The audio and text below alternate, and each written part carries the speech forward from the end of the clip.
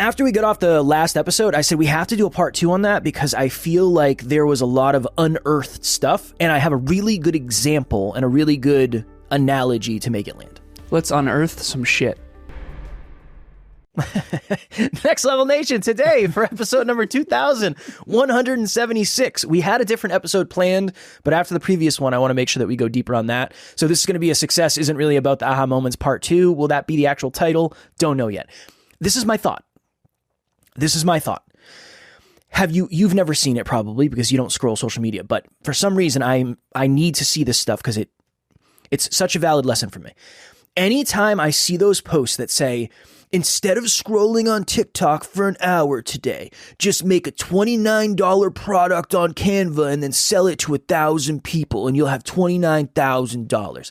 Dumb as shit. Hate it. Stupid. Not valuable at all. It's stupid. It's an idea. Great. It is also an extremely unrealistic idea. That content, though, crushes. This is my thought. I don't think I've ever listened to anything like that in my life. Ever. Well, you're very hard to pull the wool over. Look, there is a certain type of person out there right now who's riding the struggle bus and they've tried a bunch of different shit and nothing has really worked out. And they see a post like that and they say, fuck, all right, I'll give that a shot. The reason nothing's worked out is because they're looking for the quick fix. I think that is. Yeah, there are no quick fixes. I think that is it. At least reliable ones. You can't rely on it. Yeah. No, it's not sustainable. My thought process is the less sexy the content, the better it probably is. Agreed. That's why Brian Tracy's so good. Boring as shit. Somehow he made it through, though. Yeah, because he's 80, dude. Yeah, but even today, like, I think even the younger generation still listens to him, even though he's boring as shit. No, I meant because he did it for so long. I know, but his content's still boring as shit. Yeah, of course. It's never not been. But it becomes cool later on because he's so old. He's been doing it. You ever see those young videos of him? Yeah, but I feel like he's always looked the same when I see him. I saw a video of him recently. Like, Brian, good for you, man. Still going. I respect it too. Yeah, I do too. He's still going. Man is grinding. But if you were to look at his career and research it, I mean, he's been doing this for 60 years. Let me ask you a question. What's the most recent aha moment you had? And what's the value of it? One that you feel comfortable sharing. I'm sure you've had some behind the scenes, but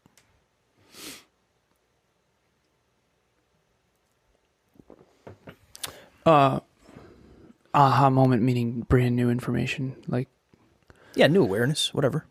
For me, a lot of mine lately have been a little different. They've been more of what other people think than of what I think. So, okay, here's an aha moment. So I did a BGU episode yesterday, and I explained that Jeff Bezos owns 8.6% of a $2.44 trillion company. So his net worth is $250 billion. And I realized recently that people actually think he has $250 billion. So whenever you hear someone say he's rich on paper or she's rich on paper, what they're saying is he doesn't have $250 billion. He has 8.6% of a company that's worth $2.44 trillion. AKA, if Amazon were to go out of business, he would have $0. And my aha moment is people actually think he has $250 billion. That is what is reported. So yeah. Why would anyone have $250 billion? You know, that's not like, it's not a thing. No one has $250 billion in a bank account. No one on earth. No one. Because they own something worth that much. Because by definition, if you were to have 250, you couldn't. It's impossible. Own it doesn't work. Yeah. You understand that? Can you explain that? Let's say Alan and I do an episode, and I don't know how this would ever happen, and I say Alan has a net worth of $10 million. Mm-hmm. Because our company is valued at $20 million. And mm-hmm. Alan has 50% ownership. I have 50% ownership. Let's say that's the case in this example. Mm-hmm. Alan does not have $10 million in the bank. No, of course not. Probably very little in the bank, honestly. Yeah. Probably very little. But since when you say very little, how much should I have in the bank in that case? I mean, probably you should. $100,000. I was going to say probably $100,000. Yeah, at least. And that's just for that's a safety net type thing. So people actually think these rich people, quote unquote, have like money sitting there? Yeah. No wonder why they ask, like, why don't you give that to people who need it? Because they don't have it. Yeah, they don't have it. They don't have it. It's not real. So that's my aha moment. I don't know if that's of any value, but my aha moments have been what other people don't understand. What are you going to do with that? What do you do with that aha moment? Oh, I teach people way more. Now that I know people don't know that, I can actually unpack it. Like what we just did. I would never have done that in the past because I would have assumed everyone knows that. Well, I think most so. One of my Jeffings in life is assuming people know things they don't. I remember seeing people that would buy like $30, $40, $50 million mansions because I loved watching mansion tours. Mm-hmm. And I always thought they just bought it. With cash? Yeah. No one would ever do that. So in my mind, it was like, well, if you have, you're a fucking billionaire. What's 50 million? But again, you can see it starts from the top awareness down. Yeah, it does. Yeah, they're not okay, I'm not trying to laugh at you. I'm sorry. You got to learn finance. That's the lesson.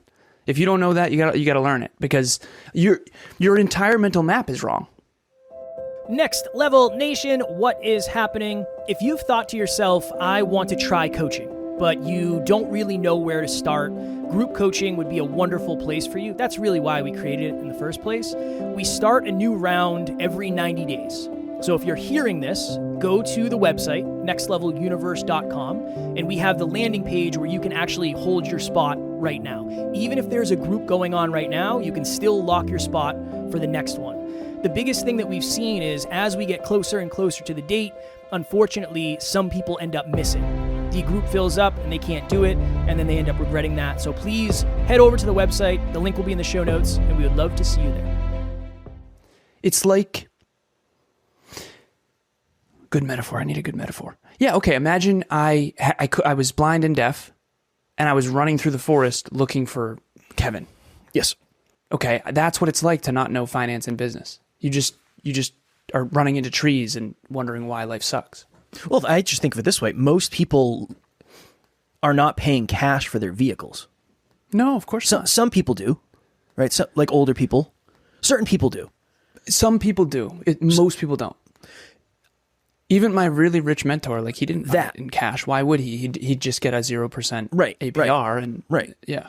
So I think it's the misunderstanding. And we'll have to do an episode on this. It's leveraging capital that no one understands. Like we'll have to do an episode on that. Can I ask you this? Because I know we got to jump. There was something that I wanted to ask you at the beginning of the episode. What was the last episode about again? Success isn't really about the aha moments was the title of the last episode. I ask you the same question. What is an aha moment that you've had recently, and what are you going to do with it? Man. You and I have been having a lot of deep conversations behind the scenes. I operate really well from the fear of being left behind. I do. I just operate really well that way. And my aha moment is that is not sustainable and or what's best for anybody. So I have to learn how to not do that anymore. And I don't know how to yet. I'm not 100% certain how to. But that was my latest.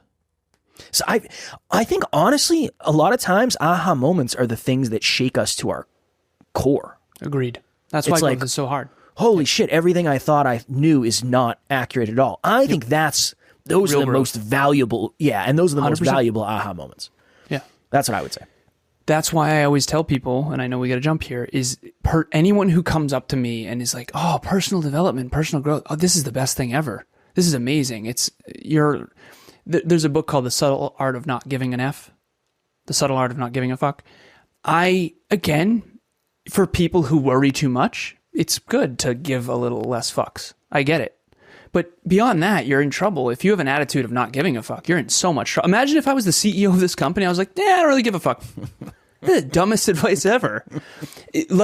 Conscientiousness, everyone please research this. Conscientiousness is the quality of success. If I were to pick one term that embodies a successful man or woman, it's conscientiousness. Conscientiousness is basically, you're not a wrecking ball. You actually think about your actions, what you say, think, do, and feel, and believe. And you actually care about other people's feelings. And people, oh, well, I don't really give a fuck what you think. It's like, well, okay, that's a little overswing. And then there's, well, I'm so afraid to offend everyone. I can't really say, you can't, there's a center point there. So conscientiousness is how to actually succeed, but I digress. You know what would make a really good episode? If we did our opinions on the top 10 most successful books in the personal development industry. Yeah, that'd be fire. Problem is, I'm willing to bet I've probably read none of them. I've probably read none of them. Atomic Habits is really good. So You I think think it's there'll on be there? a couple on there. I do actually. In the top 10? James Okay. Clear has broke the game. I hope so. That's a great book. Very rarely is there a great book that's on the top 10 anything. That's true. Yeah. We'll do that in the James future, Cameron maybe. and James Clear, usually the top movies are very surface level. And Titanic is amazing, and same with Avatar. I love those, but they're a lot of times what the masses like are not actually of deep value. I'd have to do some research on what you'd probably know better than I, what the top movies were before, like Titanic. What was before Titanic? Are we talking grossing or ratings? Gross box office. Okay. That makes sense. But I don't know the answer. I think it might have been Terminator 2 or something, maybe. I honestly don't know. But I'm pretty sure James Cameron has been at the top for most of his career. Yeah. And then he beat himself with Avatar. Yeah, that's wild. Yeah, it is wild. All right, we get a hop. Yeah. We get a hop. Oh, also, real quick, the Bermuda Triangle. Remember we were talking about this one time? Yeah, the Bermuda yeah. Triangle? No, it's statistically far less likely to be in an accident in the Bermuda Triangle. It's not real. None of it is real. Really? Yes. Really? I watched Also, a what's the fucking thing about spring with the gopher? What's it? What is it? No, I'm not joking. Straight up. Puxatony Phil, he's what is he? Groundhog. Groundhog Day. That's not real. Scientifically, No, of course not not. accurate. Of course I know, not. I agreed. Hey, I know, but other people don't. I feel like way more people believe in the Bermuda Triangle than this fucking That's groundhog. fair. Emilia's grandma, Mima, she messaged us like, hey, and I was like, sweetheart, no, of course not. Science is everything. Okay, meetup. Yes. The meetup, click the link to register. It's totally free. It's going to be a hardcore training on creating your environments for success. I promise you will leave that better. And here's the deal. You'll leave it more likely to succeed. I promise you that. And you're not going to like a thing I say, but that's okay. You're going to leave with a higher probability of statistical success. And if you want to fly through the Bermuda Triangle, I'm going to be flying the plane, and we'll do it. And we'll talk about life and all that stuff. Next Level Dreamliner. We'll have the link in the show notes. Journal your way to success a little bit every single day. You know, that is how we do it. As always, we love you, appreciate you, grateful for each and every one of you. And if you are as committed as you say you are to getting to the next level, make sure you tune in tomorrow, because we will literally be here every single day to help you get there. Keep reaching for your full potential. Next Level Nation.